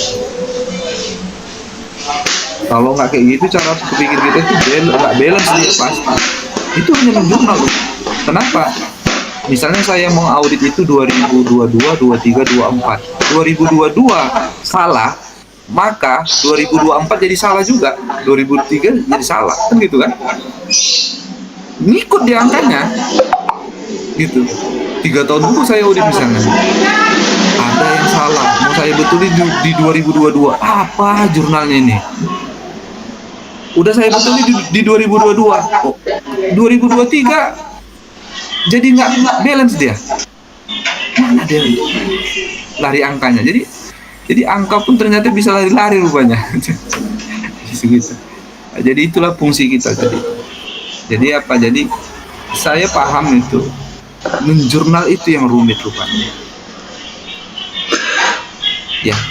Karena kalau penyusunan pelaporan keuangan itu adalah dari jurnal. Oke, Marcelina, silakan. Ada lagi yang lain? Pertanyaan selanjutnya, apakah indikator yang digunakan untuk menilai efektivitas kontrol internal dan bagaimana Bapak menyusun rekomendasi yang realistis jika kontrol tersebut tidak efektif? Iya. Itu kan saya bagi 3 klaster ya tadi ya, perusahaan besar, kecil, menengah itu. Itu akan saya sesuaikan dengan kebutuhan mereka. Ya, sistem pengendalian internal itu ukurannya itu apa? Efektif ya, efektif dengan efisien. Itu aja. Semua kalian baca itu buku, sistem pengendalian internal tadi itu dia keywordnya, tujuannya adalah efektivitas dengan efisien. Cuman harus kita sesuaikan kalau ada temuan. Contohnya itu apa? Misalnya perusahaan yang kita audit adalah perusahaan kecil. Maka rekomendasi kita tadi itu yang low cost. Jadi jangan kita buat seolah-olah perusahaan kecil tadi itu perusahaan besar. Maka biaya yang timbul kan kasihan klien kita kan. Misalnya yang mau kita audit tadi omsetnya 4,8 ke bawah. Itu banyak temuan kas dan setara kan. Ya nggak mungkin kita laksanakan itu secara full. Kenapa? Karena omsetnya itu kecil. Klausulnya itu tadi apa? Kas dan setara kas tadi itu pemisahan fungsi kan. Harus apa? Pemisahan fungsi, kasir harus beda. Staff accounting harus beda, manajer harus beda, ada rekonsiliasi bank harus beda, ada 4 orang mesti dia biayai. Berarti saran saya harus, itu perusahaan kecil. Salah saya buat rekomendasi saya itu harus melakukan pemisahan fungsi, harus ada bagian kasir, bagian manajer keuangan melakukan staff accounting, melakukan rekonsiliasi bank, harus ada. Itu nggak tepat. Kenapa? Karena saya memberikan saran kepada perusahaan yang kecil. Berarti kalau kita kasih saran perusahaan kecil, mereka harus melaksanakan 4 orang tadi kan? Siapa saja? Kasir, berapa lagi biayanya itu kan? Berarti harus kita sesuaikan dengan besaran dari perusahaan. Nah, jadi auditor juga selain memberikan rekomendasi, dia juga harus bisa melihat dari perusahaan tadi itu kelayakannya, struktur. Kita memberikan rekomendasi itu ya pinter-pinter juga lah, dengan kemampuan keuangan dan besaran dari perusahaan. Gitu. Baru efektif dan efisien. Ya kalau kita terakhir kalau kita tidak sesuai nanti itu besar biaya yang mesti dia keluar dan nggak sesuai dengan profitnya kan? Gitu. Kegunaannya ini nggak tepat. Jadi lihat saja nanti efektivitas, ukurannya efektivitas dan efisiensi, dan saya uji nanti itu kepada besaran itu perusahaan. Baru nanti saran itu saya sesuaikan, rekomendasi itu akan saya sesuaikan dengan kemampuan dari perusahaan tadi itu. Kita kan kalau perusahaan itu dia lebih bagus kan lebih enak juga kita di masa yang akan datang kan. Jadi dalam artian senang juga kan kalau perusahaan itu terus profit kan. Ya itu enaknya auditor ini selain kita bisa memeriksa, kita kasih rekomendasi yang baik. Untung tahun depan dia profit lagi. Kalau dia profit, itu kan tenaga kerja kan semakin bagus kan. Perekonomian juga kita semakin bagus. Jadi banyak untungnya juga rupanya kita meriksa bagus-bagus itu. Gitu. Jadi perusahaan semakin bagus, kemudian dia memberikan pajak kepada negara, tenaga kerja juga diserapnya. Kalian juga nanti juga bisa bekerja dari perusahaan. Jadi, itu juga saya pikir ada gunanya juga rupanya auditor ini, tetapi dengan ideal rekomendasi tadi itu. Ada lagi, Marcelina?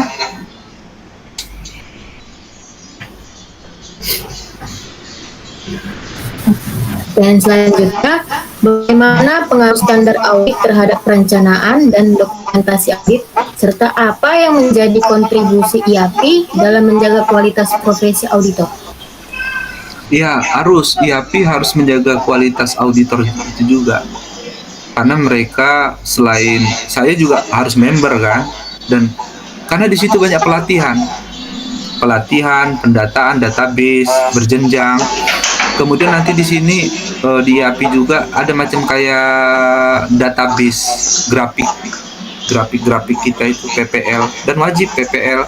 Sama kayak dokter itu setiap tahunnya harus ada PPL-nya. Ya, ada PPL. Jadi pekerjaan profesional, termasuk itu pengacara, termasuk itu apa yang di UMSU, di USU itu apa kebidanan, bukan kesehatan masyarakat atau apa itu? Iya Pak, kesehatan masyarakat. Nah, itu ada apanya tuh, dokter di USU. Itu kalau mereka berpraktek, mereka ada PPL itu. Ada asosiasi masing-masing. Nah, kebetulan auditor CAP itu kan asosiasinya IAPI. IAPI selama ini sudah memberikan kontribusi yang bagus. Dia memberikan PPL, ya. Apalagi setelah Zoom, setelah COVID yang lalu itu kan membuka keran itu dengan menggunakan model Zoom, dan kemudian membuat pelatihan dan ujian dengan menggunakan digitalisasi sekarang. Ya, jadi semua itu boleh melakukan membuka pekerjaan yang baru atau profesi yang baru itu auditor di CAP, dengan membuka akses. Jadi sekarang IAPI itu sudah memberikan akses yang bagus, memberikan akses pelatihan member, ya, dan kemudian mereka melakukan yang namanya kerjasama dengan di Kemenq mengenai tentang pengawasan di CAP ini juga. Jadi saya pikir sebagai regulator IAPI, regulator profesional, dia jasa profesional lembaga profesional yang diamanahkan secara undang-undang, IAPI sudah cukup bagus dia, ya. Cuman partisipasi kita aja yang belum memadai. Saya pikir, karena apa? Saya lihat aja, saya survei aja lah sama mahasiswa. Siapa yang mau jadi auditor? Nggak ada mau tuh. Keinginan itu kita belum ada. Ya, karena mungkin salah satunya tadi itu mengerikan itu kan. Baru kemudian capek lagi, kita mesti akuntansi lagi dan sebagainya. Jadi ribet. Jadi belum ada ke situ. Tetapi kalau dari IAPI sendiri untuk sistemnya apanya sudah bagus. Cuman di kita yang belum, ya. Karena kita kan kalau negara berkembang itu yang paling suka itu orang pengacara dibandingkan auditor. Pengacara. Makanya di negara berkembang itu yang masuk banyak televisi itu di pengacara. Coba Anda bandingkan nanti di Malaysia sama di Singapura yang negara maju, dan nggak pernah itu ada pengacara conference itu. Yang sering kita lihat itu akuntan yang paling disoroti negara-negara maju, bukan pengacara. Mungkin gitu. Justru di Indonesia yang lebih terkenal itu pengacara. Kalian aja lah, saya aja lah kadang. Nanti ditanya, misalnya di kampung lah, kerja apa Komi? Akuntan. Apa itu akuntan? Ngerti orang tuh. Sangka itu apa? Transportasi akuntan. Apa itu? Angkutan itu. Akuntan dalam dan luar provinsi itu. Angkot gitu. Iya, kan itulah, jadilah itu gitu kan. Tapi coba kalau dibilang saya pengacara gitu, pasti tahu kan semua kan. Nah, di Medan itu cuman 20 sekarang. Itu baru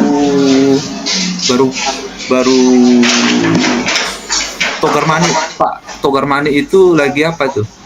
Lagi udah dibubarkan itu sama Kemenkyu tuh. Pak Togar Mani. Jadi sekarang udah dibekukan Togar Mani. Itu mengeluarkan, dengar saya ya, itu mengeluarkan 400 opini itu.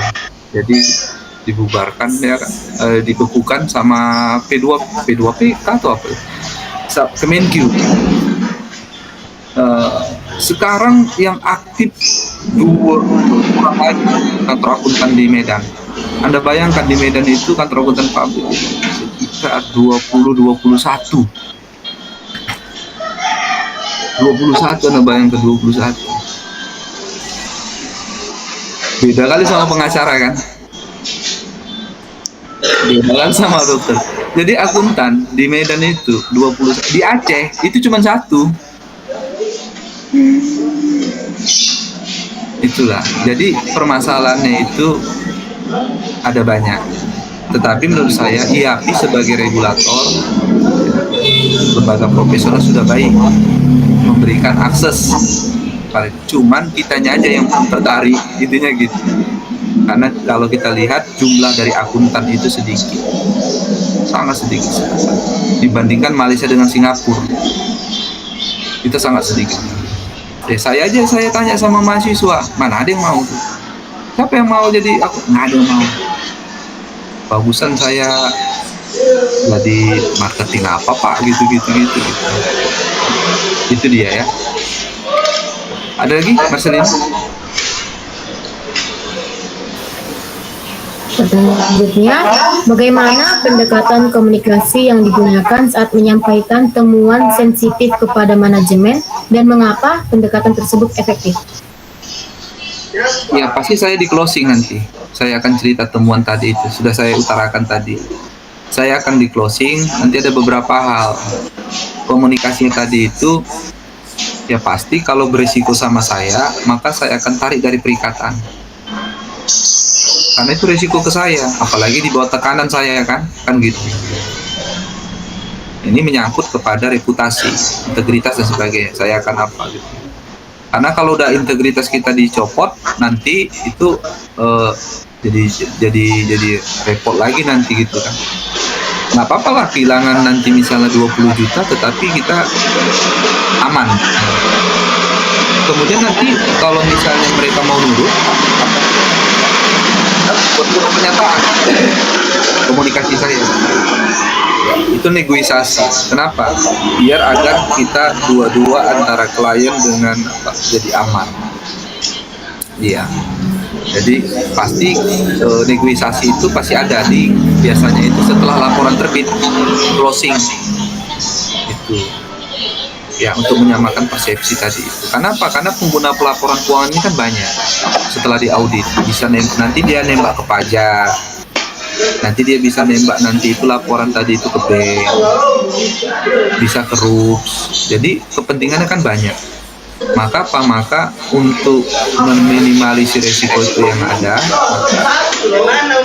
ya komunikasi.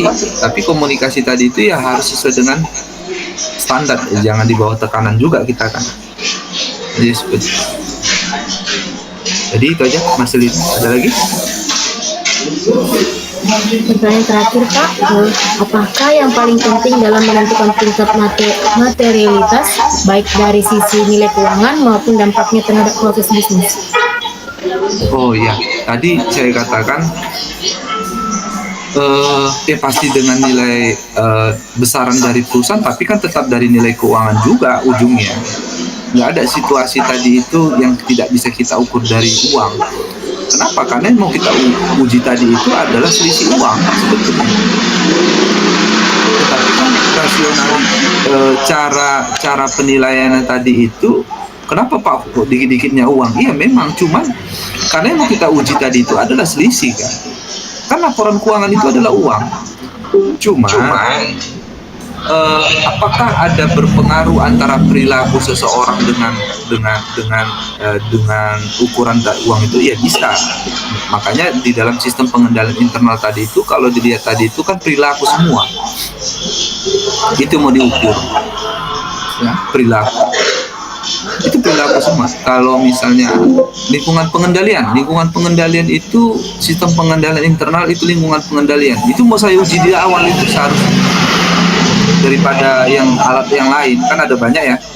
Itu yang mau saya uji, lingkungan pengendalian dulu yang saya uji, bukan penaksiran. Lingkungan pengendalian, contoh gini, lingkungan pengendalian itu adalah kompetensi, etika, integritas pimpinan dan karyawan. Itu dulu yang saya uji. Cuma apakah ada uangnya di situ? Enggak, tapi dihubungkan dengan uang kan ada. Contoh gini, misalnya direkturnya tadi itu koruptor, pimpinan perusahaan koruptor, dan kemudian manajer keuangannya tidak memiliki integritas, pencuri. Saya pastikan laporan keuangan itu banyak selisih.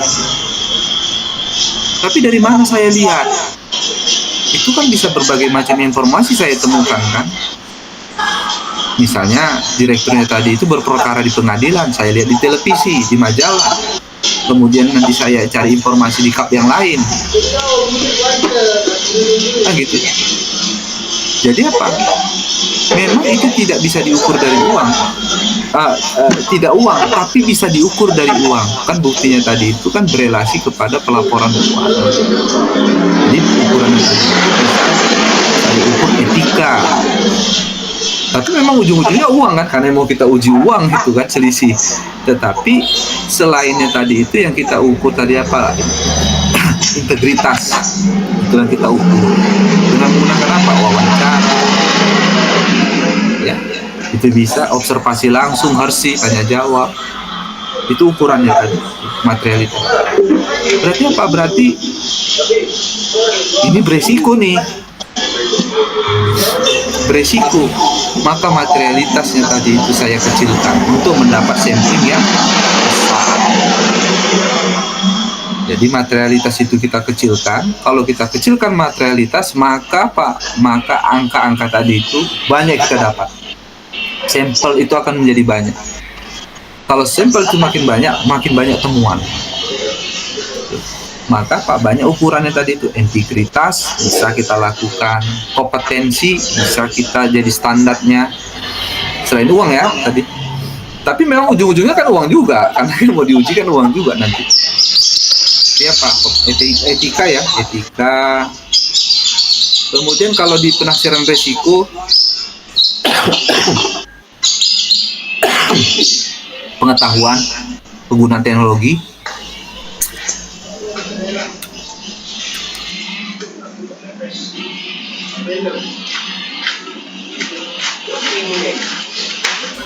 pengetahuan, teknologi. Lingkungan pengendalian itu adalah resiko yang di dalam organisasi kepada pelaporan keuangan. Itulah lingkungan pengendalian. Jadi lingkungan pengendalian itu sistem pengendalian internal lingkungan pengendalian. Itu kan? Itu adalah yang mempengaruhi ke dalam. Ya. Kalau penafsiran resiko, faktor luar mempengaruhi ke dalam. Nah, itu dia beda. Jadi lingkungan pengendalian itu makanya saya uji lingkungan pengendalian. Saya uji tadi itu apa? Kayak mana gaya kepemimpinannya, gaya kepemimpinan direktur, jujur atau tidak dia, memiliki integritas. Itu kan orang-orang dalam itu saya uji kan. Bagaimana karyawannya, jujur atau tidak, memiliki integritas atau tidak. Oke. Itu saya uji, internal itu saya uji. Jadi orang-orang internal. Penaksiran risiko itu justru kondisi luar mempengaruhi ke dalam. Contohnya itu apa? Penggunaan teknologi. Kemudian apa? Perubahan standar. Itu SAK standar itu berubah, itu berpengaruh kepada perusahaan. Jangan kalian pikir penggunaan teknologi itu mengganti saja teknologi itu agak pusing juga, manajemen itu banyak salah saji juga itu. Berubah aja, contoh aja lah kalian misalnya perusahaan kalian pakai program apa? Pakai program apa akuntansi? Mayop.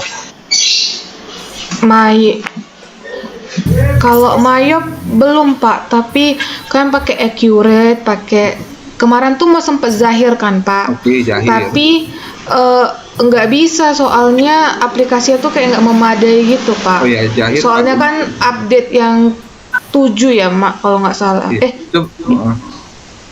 Salah. 3 Mayop, Zahir sama apa? Coba misalnya perusahaan tersebut pertama dia pakai Mayop, kemudian dia berubah menjadi Accurate, kan repot juga kan? Pasti banyak selisih itu. Jadi penggunaan teknologi juga. Tapi saran saya kalian gunakan aja itu Accurate. Belajar Accurate karena di beberapa perusahaan yang digunakan Accurate, Zahir 0.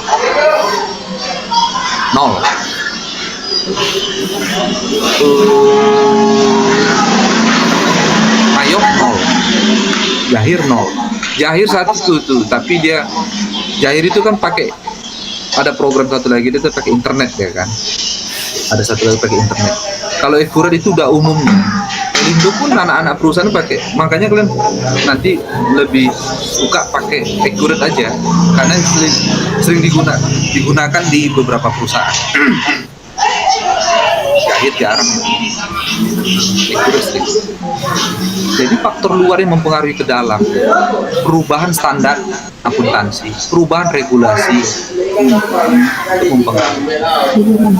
Jadi kita harus memahami sistem pengendalian internal tadi itu. Maka Pak, jadi auditor sekarang jangan tahu dulu, auditor dulu memang zaman dulu jago menghitung. Makanya dulu auditor dulu itu buat matematika ya. Karena mereka hanya mengetahui, mereka hanya berpraktek itu melakukan audit mencari selisih. Sekarang tidak. Selain kita mencari selisih, kita itu auditor memberikan rekomendasi dan saran dari lingkungan bisnisnya untuk di masa yang akan datang biar lebih bagus lagi. Maka untuk memahami lingkungan bisnis itu kan memahami 315 SA 315. Nanti silakan kalian baca SA 315 atau SA lain itu. Semua itu sudah kombinasi. Jadi pengetahuan itu tidak lagi akuntansi, tetapi dia sudah masuk. Maka saya pun belajar juga di manajemen, saya belajar. Ilmu manajemen saya belajar. Bahkan ilmu psikologi saya belajar. Ya. manajemen keuangan, ekonomi makro, mikro, saya belajar itu. Ya. Kenapa? Karena banyak transaksi-transaksi kita tadi itu sudah tidak murni lagi debit dan kredit. Walaupun finalisasi debit dan kredit. Sekarang itu mencatat pelaporan keuangan itu dulu kan historis. Kita itu kan dipaku apa? Dikasih pengarahan sama dikasih ajar sama dosen kan kayak gini. Kita mencatat yang sudah terjadi. Ya kan? Baru kita catat kan? Itu model dulu, itulah sistem aturan. Sekarang realitanya kita sudah bisa mencatat di periode di masa yang akan datang dengan asumsi. Malah lebih repot tadi itu kita mencatat itu dengan banyak asumsi. Di situ ada namanya suku bunga, di situ ada inflasi, ada nilai tukar, dan itu kan belajar kita manajemen keuangan. Contoh saya katakan tadi itu misalnya imbalan pasca kerja, dana pensiun, misalnya Nadira umur berapa Sarah? 20, Pak. Nah 20, Nadira umur 20, dia masuk di PTX umur 20, 60 itu pensiun itu Nadira di umur 60. Oke. Tapi sekarang perusahaan harus bisa mencadangkan nanti ketika dia bekerja. Sekarang dia mencatat dana pensiun, tapi peristiwanya akan datang. Berarti ya? Jadi perusahaan harus mencatat berapa sih pensiunan Nadira. Kan belum pensiun dia, tapi sudah dicadangkan berapa kewajiban perusahaan untuk mencadangkan pensiun Nadira. Kan itu repotnya. Berarti yang kita uji nanti itu berapa pensiun Nadira per hari ini untuk di masa yang akan datang. Berarti apa? Berarti suku bunga itu masuk, inflasi, kurs. Dan itu bukan anak akuntansi itu. Berarti apa? Berarti itu sudah professional adjustment. Banyak pertimbangan profesional di situ. Makanya anak akuntansi itu bukan debit dan kredit lagi gitu. Di sini karena sudah merefleksikan, sudah mencatat periode di masa yang akan datang. Dana pensiun itu salah satu contoh. Maka apa? Maka disitulah ada perkembangan di situ. Jadi sehingga sekarang akuntan itu dia harus lebih, bukan hanya sekedar selisih-selisih saja yang dicari. Dia harus lebih banyak. Iya, baca buku terakhir. Baca buku. Sama juga gitu. Saya banyak baca buku juga akhirnya gitu. Jadi ya repot. Ya jadinya kita repot, tetapi kan lebih mengasihkan lagi. Jadi lebih banyak pengetahuan kita lagi. Ya. Mungkin itu Marcelina. Ya, silakan. Baik Pak, pertanyaan kami sudah selesai. Izin saya bertanya Pak, apakah kami boleh minta kurikulum vitae? Iya Pak. Itu nanti kalian buat aja apa-apa saja biar saya isi atau dari saya. Dari Bapak Pak, dosen kami bilang Pak. Oh ya udah. Mana tahu ada form dari kalian biar saya isi nggak? Enggak Pak. Oh ya udah, nanti malam lah ya. Oh iya, boleh Pak. Nanti malam, nanti kalau ada waktu saya apakan, nanti malam saya kirim ke WA Nadira aja nanti ya. Iya Pak. Nah, berarti identitas saya aja gitu ya. Iya Pak. Oke. Baik, sekian dari wawancara kami Pak. Terima kasih. Mana tahu ada salah kata, ada mungkin pertanyaan kami yang terlalu banyak ini. Mohon maaf ya Pak. Iya. Nanti kirim salam sama siapa ya? Si Raya. Iya, Bu Raya, Pak. Nah, kirim salam sama Bu Raya. Iya, Pak. Itu Pak, kawan saya satu lokal. oh iya, Pak. Pak, kita boleh screenshot dulu, Pak? Nah, gimana? Nah, gini. Iya, Ah. biar saya screenshot. Oke, 1, 2, 3. Oke, Pak, udah. Oke. Oke. Oke. Lipnya nih kayak mana nih saya? Oh, Udah, udah, Pak, udah bisa, Pak. Oke, jadi saya ucapkan terima kasih lah ya. Nanti kalau ada apa, saya akan kirim biodata saya. Ya. Oke, Terima kasih banyak ya, Pak. Selamat siang semuanya. Siang, Pak.